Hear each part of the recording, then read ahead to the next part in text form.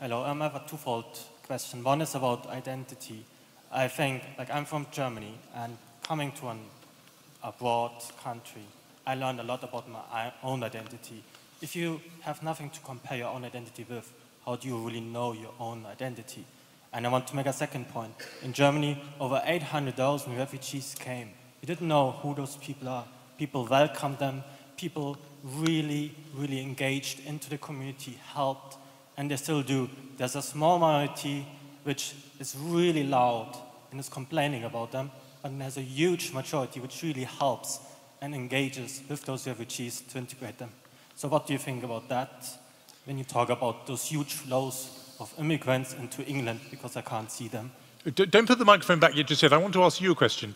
Of those million refugees that Germany very famously welcomed, if, heaven forbid, but if one of them even was later involved in an act of terrorism, I know, I just want to, because we had the case, obviously that has happened, but I'm just interested in, because of what Douglas said about the case of somebody, Salman Abedi, who was granted asylum in this country and then went on to kill.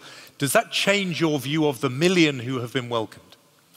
I don't think so, because also hundreds of thousands of Turks came 50 years ago, and nothing really much happened. So if there's it's one person out of 1 million.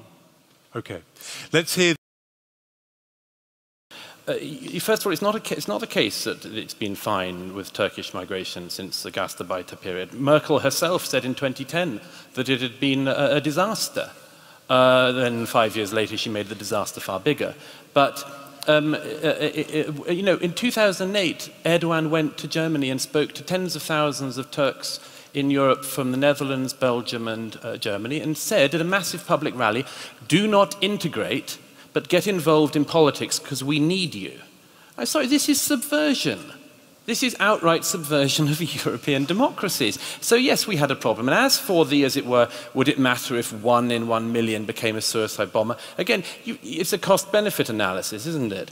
As long as you're not the one standing outside the wine bar in Ansbach when the suicide bomber goes off, it might be okay for you.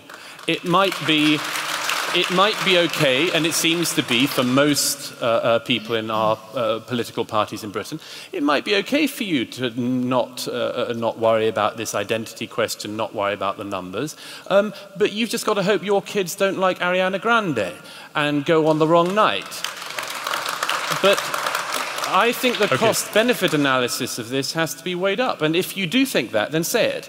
Say, we'll take a suicide bombing every now and then, we'll take the stabbings every now and then.